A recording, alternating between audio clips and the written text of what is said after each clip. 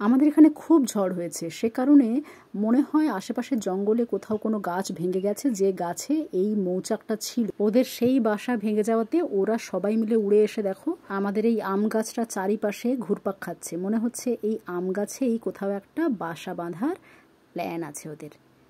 দেখা যাক। আমি তো এর আগে কখনো এইভাবে সবাইকে একসাথে ঝাঁকে ঝাঁকে উড়ে এসে বসতে কোথাও দেখিনি। হ্যাঁ, মৌচাক হয়ে আছে দেখেছি অনেকবার, কিন্তু ওই দেখো অলরেডি বসতে শুরু করে দিয়েছে, দেখতে পাচ্ছ কত বসে গেছে। কয়েক মিনিটের মধ্যে এটা ঘটলো কিন্তু।